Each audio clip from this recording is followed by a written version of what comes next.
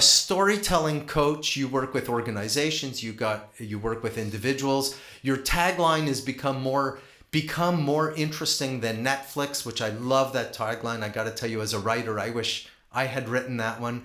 I was on your podcast a few months ago, and I'll be honest with you, I was really impressed because I get asked all the time. I hope nobody else who has interviewed me is listening to me right now, but with you, I said, hey, this guy's smart. This guy knows what he's doing, and he knows what he's talking about.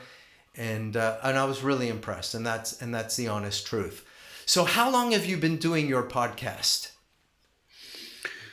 It feels a lot longer than it is, or than it has been. So I think I started recording episodes. This might have been March or April 2020, and I launched maybe May that year. So I think officially the podcast has been out for something like 18 months or so. And you do it every week. Well, yes. So I'm a complete idiot because when you start these things, people say that, for the Apple podcast algorithm or whatever, you're supposed to release the first 5 episodes together, and you're also supposed to have sort of a backup of episodes so you're not worried about, what's coming up next week. So I think I had 12 or 13 recorded when I released the first few episodes. And then I noticed that some guests seemed a bit less than impressed that it was going to take, 2 months for the episodes to come out. And I said, who cares? I'll just start releasing them 2 a week until I burn through most of my backlog. And I did that. And then never since I was able to build up that backlog again. So you had, then you went to weekly. I've missed. I think I've only missed. I think 2 or 3 weeks over Christmas and New Year's.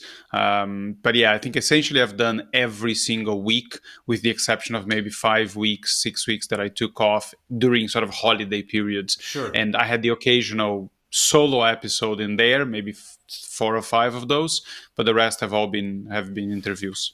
So I used to do this every month, and now it's every periodic.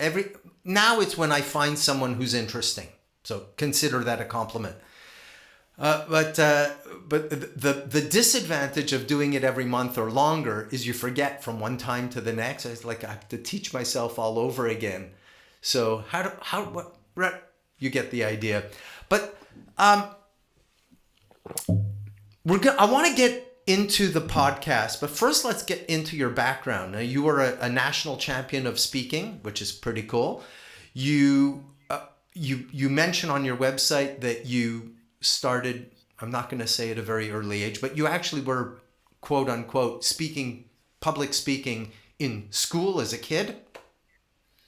And so not exactly public speaking in school as a kid, but I think what you might be speaking to your classmates. Yeah, so I think what you're referring to is this thing I've shared in plenty of different places, which was that that horrible dream that a lot of people have had when you're standing in front of a classroom or a whole bunch of people, and they're waiting for you to speak, and you don't know what to say, and you're horrified.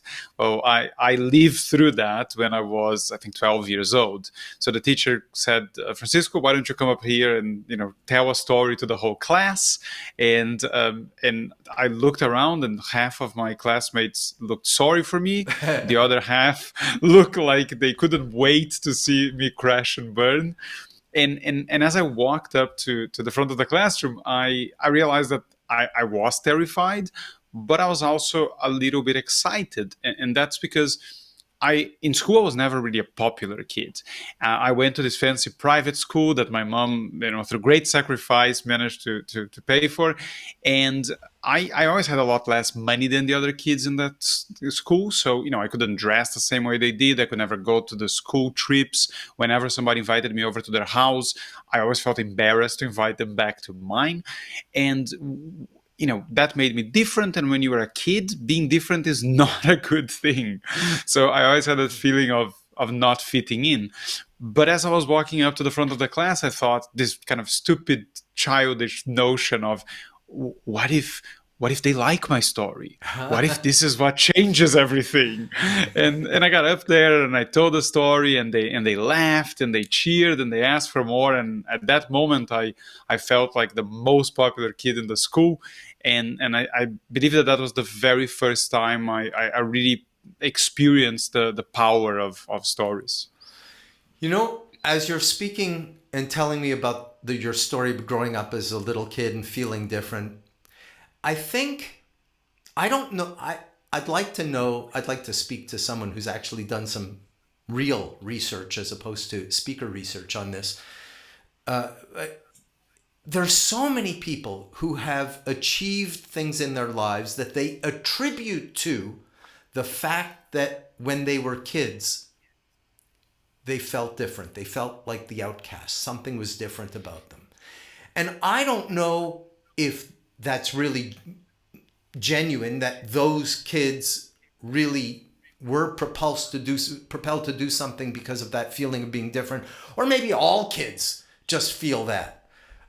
Right? But when we're grown-ups, we just remember the feeling and we figure that whatever we've accomplished, it comes. Like you know my story. I grew up in Montreal as a little French Jewish kid in an English Protestant school in a French Catholic province. And it didn't matter what group of kids I hung out with. I was the odd kid out, no matter what. And I believe that that's what gave me my sensibility to other people's unique differentiation. In your case, same but different. I mean, yeah. So I had one of my favorite episodes in the podcast was with another speaker and sort of leadership coach and mentor called Connor Neal. And in the episode, he talks about how he believes that every human being has had a formative experience, typically between the ages of 5 to 12, and whatever that thing was, that guides your behavior to a great extent for the rest of your life. So if it is, you never felt like you fitted in, maybe you want to fit in. If you were hungry when you were a kid, or you suffered some type of privation, then it doesn't matter how much money you make or how successful you are, you're always going to have that thing like it could all go away. I could be back to being, that kid that didn't have enough at the, at dinner time. And I don't know. I believe he's followed up some research on that. But I know that in my particular case, as I did the work to find that story that I just shared with you, I realized something that I don't think I had ever thought about in my whole life, which is there was a money factor in this whole me feeling different when I was in school. And in my head, if I had more money, I would have fitted in, because that was the thing that made me different. And as I started looking throughout the rest of my life, I found lots of other moments where, when choosing between something that I was more passionate about or more talented for, or something that was supposedly safer from a financial point of view, I chose the safer financial option. And that thread sort of runs through much of my life, just about until the moment that I started doing this whole speaker thing, because every chance I had of choosing the safe thing, money-wise, or at least what I thought was the safe thing, I chose that safe thing. And maybe that goes back to being that kid that felt different by going to a fancy private school. Yeah. And I noticed one of your episodes is everybody has an origin story. And that is yours, or at least it feeds into it for sure. I also help people discover their origin story. I think it's vitally important, not only for everything, for self-understanding, self-development, for self-enlightenment, and also for business, to help people understand who you are, why you are, how you are, from a human perspective. Interestingly enough, yeah. I wasn't planning to talk about this, but I just read an article that talked about how um, the difference between deep conversations and small talk, and you think that when you meet a stranger, you you really should do small talk because they're not nobody's in you're not ready for the deep conversations, or you're not going to enjoy it with a stranger. You really can only do that after you've earned it. But what the article discovered through their research is that in fact we tend to underestimate how gratifying and satisfying these deep conversations are, because we discover how human we are with each other, even with strangers. So, yeah. Yeah, I have a good friend who's a speaker, Brian Miller, and he talks about human connection. That's his thing. He used to be a professional magician, but his theme is human connection, and he's a big proponent of small talk.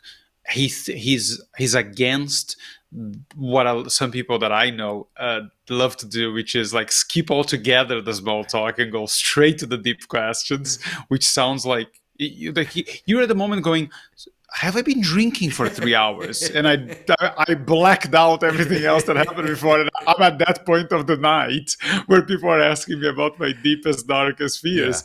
Yeah. So I think he finds that the small talk is a very important skill, but it's a very important skill to get things going. It's kindling for important conversations, right? Yeah, You can't just try and yeah, and rather you don't want to just stay there.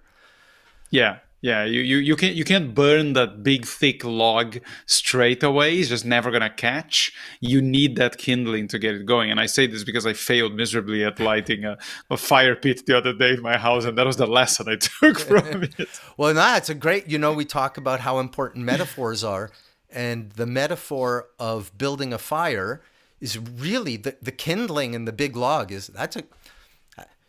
Francisco, that's a keeper. Well, I have a I have a story that I'm probably putting out on social media next week, and I think you've seen some of my stuff. I always try to find the strangest line of dialogue in the story, and I move it up to the beginning to start in an interesting way. Yeah. And I think this one starts with, why are you in your underwear and burning down the house? Well, then I know that's not from the interview you did with me, because I did not say that. That's not. It's funny. People will go to I hope people will go to your website, StoryPowers.com, because you really do have a lot of content in there. And when they read your bio, or at least what you do, if they're familiar with me, they come from my audience to your audience. They say, well, that sounds like a lot like what Michel does, because there's a lot of overlap with what we do. And that's one of the reasons why I was so intrigued to have you on this show, is because, so many people speak about storytelling or speaking from the point of view of memes that they've heard. This is what you should do because that's what people say. But you're the only person that I've ever spoken to that really understands. You take a point of view, not because that's just what everybody says, but because from your own experience, it works. And you work with corporations, you work with individuals. What's your favorite part of the work that you do? The origin story is a very, very rewarding part of that work, because again, I am not at all qualified to help someone work through their deepest psychological issues. But it is true that when you train yourself as a storyteller, as a storytelling coach, you are looking for those connections. You're looking for those threads. You're trying to make sense. The dots. You're trying to make sense of someone's story. And sometimes when you are doing that, you see connections that they never saw, like what I was describing with me and the money and the stories and all that. Like, I made those connections myself, but that was very hard. That wasn't the first thing I thought about. It took me a long time to get to that point. And when you're working with people, it's very common that you see those connections and they've never seen them. Mm-hmm. So you're asking them questions about, oh, is this why, have you done this thing because of this other thing? And they're like, huh, I never actually thought of that. And that doesn't necessarily, you're not trying to work through their deepest psychological issues, but as you said, it's very important for self-development and self-knowledge. And I don't think people are used to doing that work. Maybe you do that with a psychiatrist, but that's not necessarily the same way we are doing it. We're trying to find, like, you're working in a particular field, you're passionate about helping people in a particular way, but you might have a psychiatrist, and you never spoke about why you're passionate about this one particular professional thing, because that's not usually the focus of anyone who goes to therapy. And the moment you realize that, it throws a whole different area of your life into the spotlight. And that's, to be there when that happens, to when the scales fall from someone's eyes, is really, really exciting. There's plenty of other exciting things about this work, but that's one of my favorite moments for sure.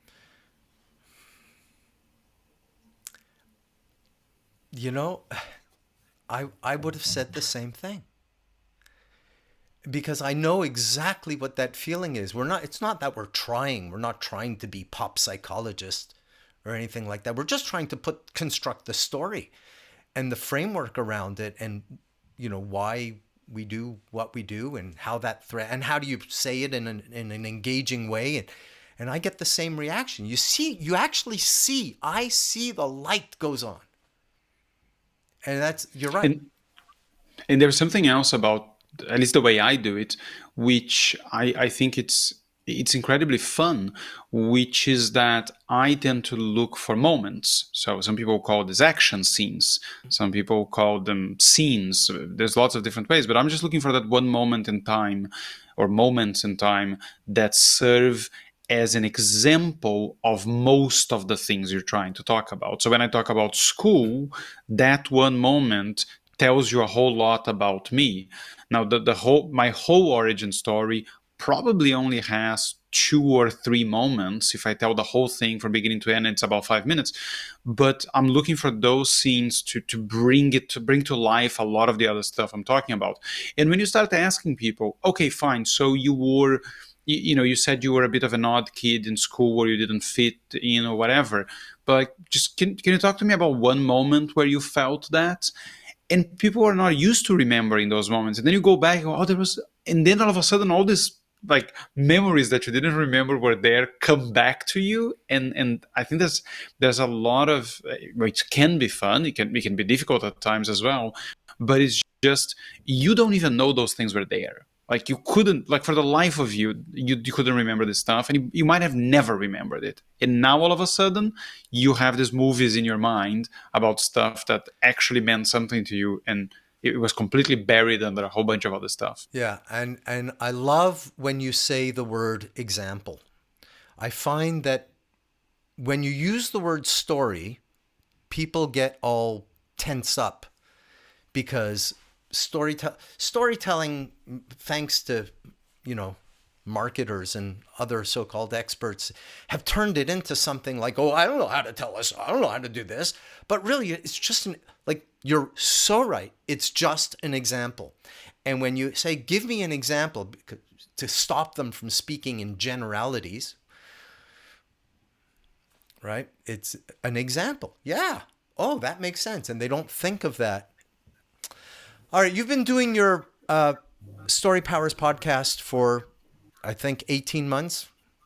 Did I say that right? You said middle of 2020. Correct. Yeah. So I put out the 94th episode this week. Yeah. So tell me some of the highlights. What were some of the ones that stand out in your mind as the ones that you learned something? So Connor Neal, who I already mentioned, I think was a very, very interesting conversation. And it was a strange one because I've known him for a while. I know him personally to some extent. But when we were in the conversation, I wasn't sure if it wasn't something that was going to bore people to death. But then I listened back to it to edit the podcast, and I think I had something like 12 different clips that I thought would be more than worth publishing somewhere because they were so great. And I've recommended that episode to people over and over, and not one person said, yes, no, I just wasted, an hour and 10 minutes of All my right, so life. So I'm that one, looking at your podcast list. How yeah. far back do I need to go? What? Connor Neo was, how far back is that? I think Connor Neo might be in around number 40 or something like that. Wow. Okay, so I'm my finger's going to get tired if I scroll that much. But that's fine. You can use a. You can put find the it by link the somewhere. name. Put the link somewhere. Yeah. So I can tell you right now. It's episode 32. Okay. Connor Neo. Okay. Then another one that. Yeah. Another one is Matthew Dix. That's probably my favorite episode, because Matthew Dix is almost certainly right now my favorite storyteller. So this is a guy who I think he might be the biggest winner of the Moth. Of all time, maybe. I think he's won the Moth Story Slam 43 times, 44 times, something ridiculous like that. For anyone who doesn't know, Moth is the largest storytelling organization in North America and probably the world. And he's won their Grand Slam, which is, I think, for people who previously won one of the Story Slams, he won that 7 times, which I think might also be the highest number.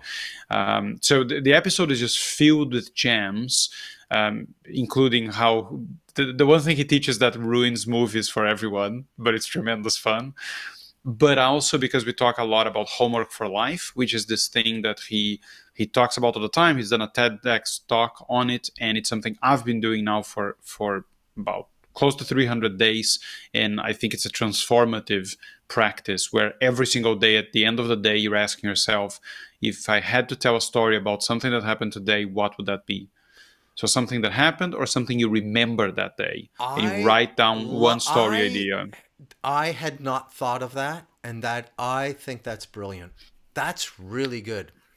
I'm going to try to do that. Maybe. Yeah. I strongly recommend watching his TEDx talk. It's called Homework for Life, which is how he calls this practice. Yeah. And I've been doing this now close to 300 days, which takes some amount of discipline, but every single day I have one thing that could be turned into a story. A lot of them have already been turned into a story. And the other thing, but it does 2 other things. One of them is that it makes you more mindful of what's going on in your day, because you think, is this it? Is this the story I'm going to tell today? and the other one, which is incredible, is when you go back on stuff. Like Matthew says that sometimes he's traveling, when we used to travel by plane more, and it said, instead of watching a movie in this flight, I'm going to remember June 2016.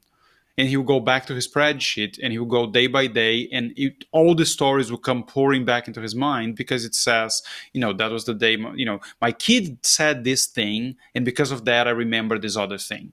And all of a sudden, the whole thing comes back to his mind. It's people who journal are probably nodding their heads and say, yeah, I get it. If you journal every day, it's that kind of thing. But this gives an extra little discipline. Says, not only are you journaling for yourself, but you're forcing yourself to put it in a framework that you could then share with other people. And when you do that, what I find when you do that, when I help other people do that, that's when you find the wisdom in your own experiences.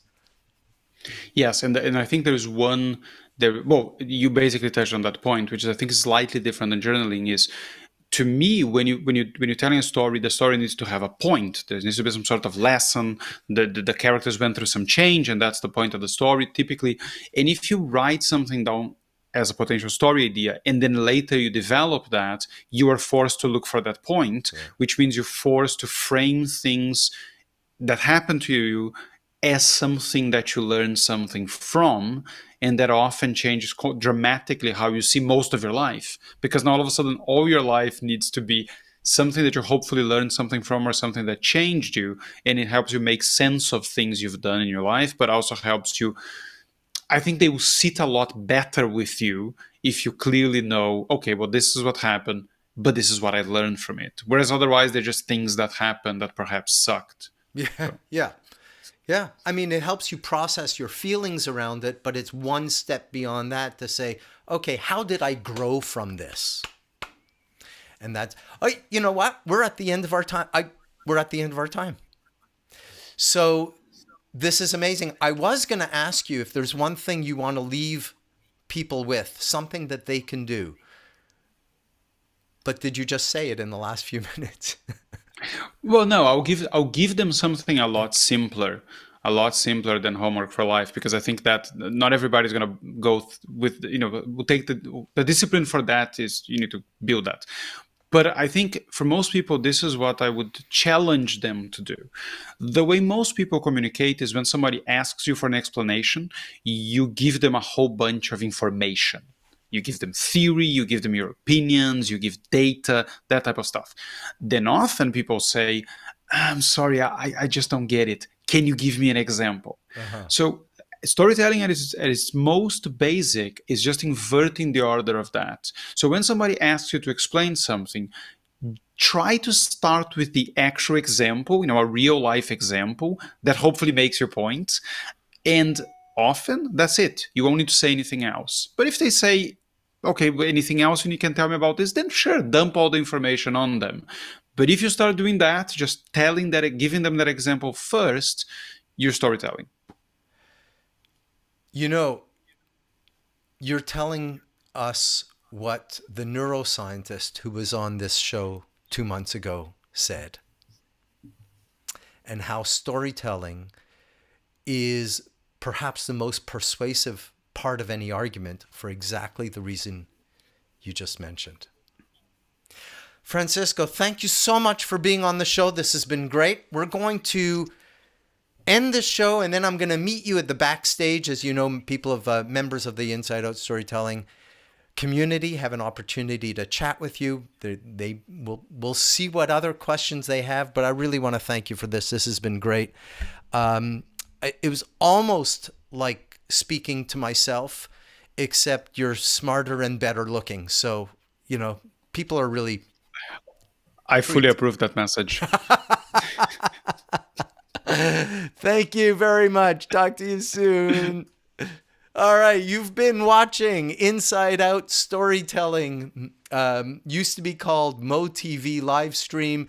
Now we don't know what to call it, but it's Inside Out Storytelling on LinkedIn. We've been talking to Francisco Mahfuz in Barcelona. He's got a website called StoryPowers.com. I highly, highly, highly, highly recommend that you visit his website and you check out his podcast, because it really is awesome. Thank you very much, and I'll see you in a month or two. Talk to you soon.